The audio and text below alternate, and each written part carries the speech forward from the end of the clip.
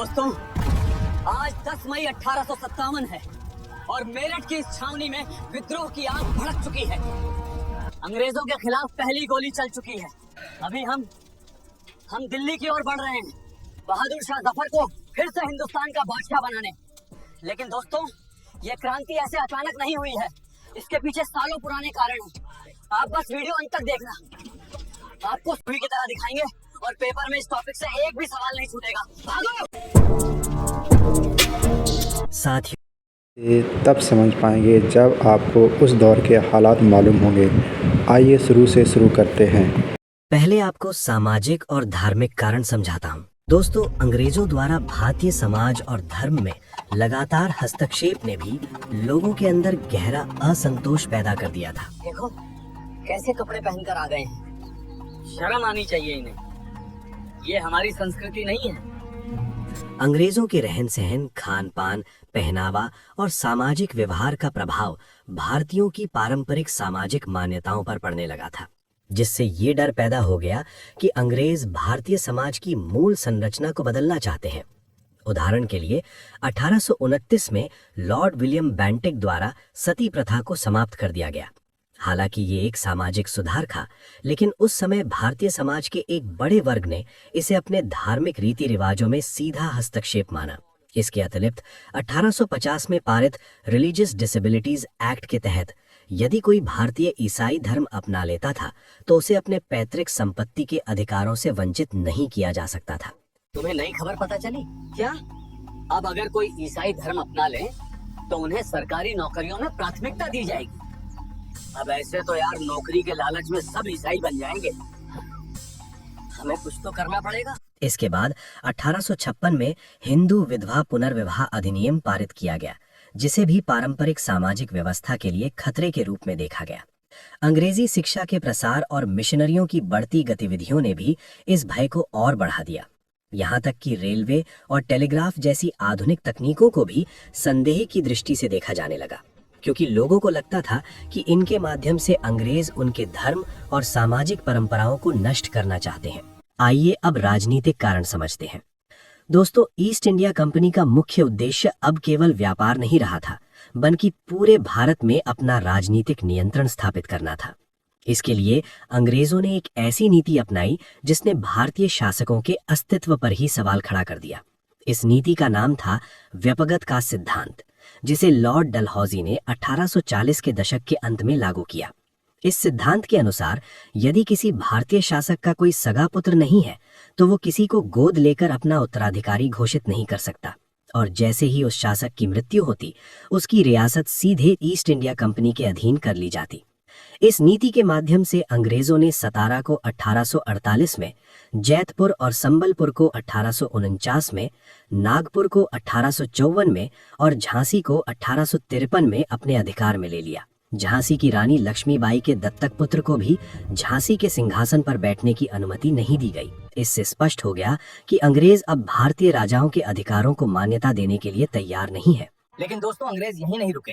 1856 में लॉर्ड डलहौजी ने हमारे अवध को भी कुशासन का आरोप लगाकर ब्रिटिश साम्राज्य में मिला लिया है। जो कल तक नवाब के प्रति वफादार थे, आज वो ही अंग्रेजों के खिलाफ विद्रोह की योजना बना रहे थे। आइए अब आर्थिक कारण को भी समझ लेते हैं। ब्रिटिश शासन के दौरान किसानों और जमींदारों पर भारी भरकम लगान लगाया जा रहा था और कर वसूली के तरीके इतने कठोर थे कि समय पर भुगतान न करने पर उनकी भूमि जब्त कर ली जाती थी। परिणाम स्वरूप कई किसानों को महाजनों से ऊंचे ब्याज पर कर्ज लेना पड़ा। लेकिन जब वे इस कर्ज को चुका नहीं सके तो उनकी पीढ़ियों पुरानी जमीनें उनके हाथों से निकलती चली गईं। ध्यान देने योग्य बात यह है कि ईस्ट इंडिया कंपनी की सेना में भर्ती अधिकांश भारतीय सिपाही भी इसी किसान वर्ग से आते थे, जो अपने गांव और परिवार को छोड़कर नौकरी कर रहे थे। इसलिए जब गांव में किसानों के बीच असंतोष बढ़ा तो उसका प्रभाव सेना में कार्यरत सिपाहियों पर भी पड़ा। इसके अतिरिक्त इंग्लैंड में हुई औद्योगिक क्रांति के बाद ब्रिटिश निर्मित मशीनों से बने सस्ते वस्त्र भारतीय भारतीय बाजारों में बड़ी मात्रा में आने लगे, जिसका सीधा प्रभाव भारत के पारंपरिक कुटीर और हस्तकला उद्योगों पर पड़ा। भारतीय बुनकरों और कारीगरों को ब्रिटेन के सस्ते मशीन निर्मित वस्तुओं से प्रतिस्पर्धा करनी पड़ी, जिसके कारण भारत का कपड़ा उद्योग धीरे धीरे बर्बाद हो गया। अब सबसे महत्वपूर्ण कारण यानी तत्कालीन कारण को समझिए, जिसने सालों से बलती इस चिंगारी को आग का रूप दे दिया। 1857 में एक ऐसी घटना घटती है जिसने इस असंतोष को खुलकर विद्रोह में बदल दिया। ये तात्कालिक कारण सैनिकों से संबंधित था। भाई, अंग्रेज अब हमारे लिए एक नई एनफील्ड राइफल लेके आए हैं। तो क्या दिक्कत है, राइफल ही तो है, चला लेंगे यार। पूरी बात तो सुन। राइफल के कारतूसों में इन्होंने गाय और सूअर की चर्बी का प्रयोग किया है और इनको हमें मुंह से काट कर खोलना पड़ेगा। हम मर जाएंगे लेकिन ऐसा कभी नहीं करेंगे। हिंदू सिपाहियों के लिए गाय पवित्र थी, जबकि मुस्लिम सिपाहियों के लिए सूअर हराम था। इस कारण दोनों ही धर्मों के सिपाहियों ने इन कारतूसों का उपयोग करने से इनकार कर दिया। हालांकि लॉर्ड कैनिंग ने स्थिति को संभालने के लिए विवादित कारतूसों को वापस लेने का प्रयास किया, लेकिन तब तक सेना के विभिन्न हिस्सों में अशांति फैल चुकी थी। मैं हूं मंगल पांडे। आज 29 मार्च 1857 का दिन है। मैं अभी बैरकपुर छावनी से ये वीडियो बना रहा हूँ। आज मेरी नए कारतूसों को लेकर अफसरों से बहस हो गई है। हो सकता है मैं आज 2-4 को निपटा दूं। मंगल पांडे ने इन नए कारतूसों के विरोध में अपने वरिष्ठ अधिकारियों पर हमला कर दिया। इसके परिणाम स्वरूप 8 अप्रैल 1857 को मंगल पांडे को फांसी दे दी गई। इसके बाद 9 मई 1857 को मेरठ में 85 भारतीय सिपाहियों ने इन कारतूसों का उपयोग करने से इनकार कर दिया, जिसके कारण उन्हें 10-10 वर्ष के कारावास की सजा दी गई। ये घटना सेना के अन्य भारतीय सिपाहियों के लिए अत्यंत अपमानजनक थी और यही वो क्षण था जिसने विद्रोह की चिंगारी को भयंकर आग में बदल दिया। आइए अब विद्रोह के केंद्रों को समझते हैं कि आखिर ये विद्रोह कहां तक मार कर पाया। मेरठ से शुरू हुआ ये विद्रोह धीरे धीरे पूरे उत्तर भारत में फैलने लगा। पटना से लेकर राजस्थान की सीमाओं तक इसकी लपटें पहुंच चुकी थीं। विद्रोह के प्रमुख केंद्रों में कानपुर, लखनऊ, बरेली, झांसी, ग्वालियर और बिहार का आरा जिला शामिल थे। दोस्तों, मैं अवध के नवाब वाजिद अली शाह की बेगम हजरत महल हूँ। अवध से विद्रोह का नेतृत्व मैं ही कर रही हूँ। मैंने अंग्रेजों के विरुद्ध स्थानीय जनता को संगठित कर लिया है और लखनऊ को विद्रोह का एक प्रमुख केंद्र बना दिया है। और कानपुर से विद्रोह का नेतृत्व मैं पेशवा बाजीराव द्वितीय का दत्तक पुत्र यानी नाना साहब कर रहा हूँ।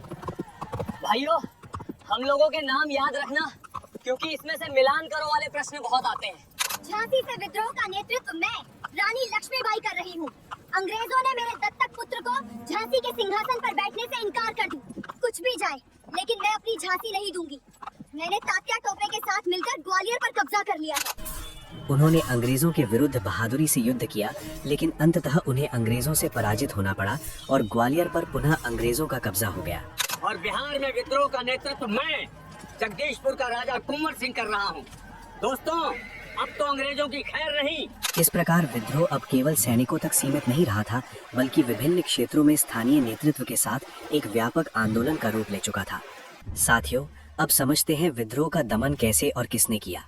1857 का ये विद्रोह लगभग 1 वर्ष से अधिक समय तक चला, लेकिन धीरे धीरे अंग्रेजों ने अपनी संगठित सैन्य शक्ति, आधुनिक हथियारों तथा बेहतर संचार साधनों के बल पर इस विद्रोह को दबाना शुरू कर दिया। मेरठ में विद्रोह भड़कने के लगभग 14 महीने बाद 8 जुलाई 1858 को भारत के गवर्नर जनरल लॉर्ड कैनिंग द्वारा शांति की आधिकारिक घोषणा कर दी गई। इस दौरान अंग्रेजों ने विद्रोह के प्रमुख केंद्रों पर सैन्य अभियान चलाकर उन्हें एक एक करके अपने नियंत्रण में ले लिया। दिल्ली में बहादुर शाह द्वितीय के नेतृत्व में विद्रोहियों ने अंग्रेजों का सामना किया, लेकिन ब्रिटिश अधिकारी जॉन निकोलसन के नेतृत्व में दिल्ली पर पुनः कब्जा कर लिया गया। लखनऊ में बेगम हजरत महल के नेतृत्व में हुए विद्रोह को हेनरी लॉरेंस के नेतृत्व में अंग्रेजी सेना ने दबा दिया। कानपुर में नाना साहिब के नेतृत्व में हुए विद्रोह को सर कॉलिन कैंपबेल द्वारा नियंत्रित किया गया। झांसी और ग्वालियर में रानी लक्ष्मीबाई और तात्या टोपे ने विद्रोहियों का नेतृत्व किया, लेकिन जनरल ह्यू ग्रोस के नेतृत्व में ब्रिटिश सेना ने इन क्षेत्रों को पुनः अपने अधिकार में ले लिया।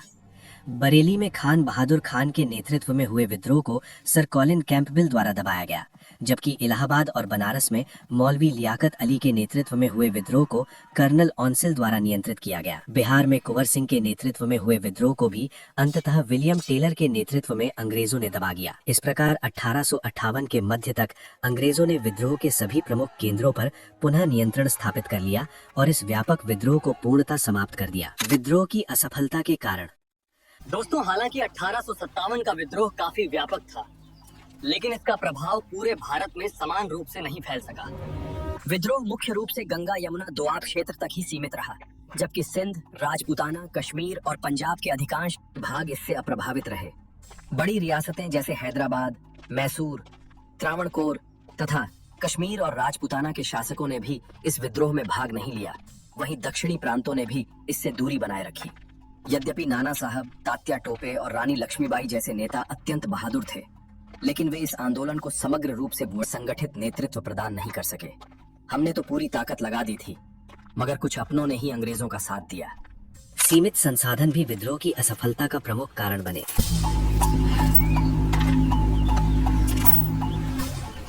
क्योंकि रेल, डाक, तार तथा परिवहन और संचार के अन्य साधन अंग्रेजों के नियंत्रण में थे, जिसके कारण विद्रोहियों को हथियारों और धन की भारी कमी का सामना करना पड़ा। साथ ही अंग्रेजी शिक्षा प्राप्त मध्यम वर्ग, बंगाल के समृद्ध व्यापारियों और कई जमींदारों ने भी विद्रोह का समर्थन करने के बजाय अंग्रेजों की सहायता की, जिससे ये आंदोलन और अधिक कमजोर हो गया। विद्रोह का परिणाम 1857 का ये महान विद्रोह आधुनिक भारत के इतिहास में एक महत्वपूर्ण मोड़ साबित हुआ, क्योंकि इसके परिणाम स्वरूप भारत में ईस्ट इंडिया कंपनी के शासन का अंत हो गया। मैं लॉर्ड कैनिंग आज इलाहाबाद में घोषणा करता हूं कि अब से सीधा ब्रिटिश सरकार भारत का प्रशासन संभालेगी। भारतीय प्रशासन अब ब्रिटिश सम्राट महारानी विक्टोरिया के अधीन आ गया, जिसके परिणाम स्वरूप ब्रिटिश संसद का भारत के शासन पर प्रत्यक्ष नियंत्रण स्थापित हो गया।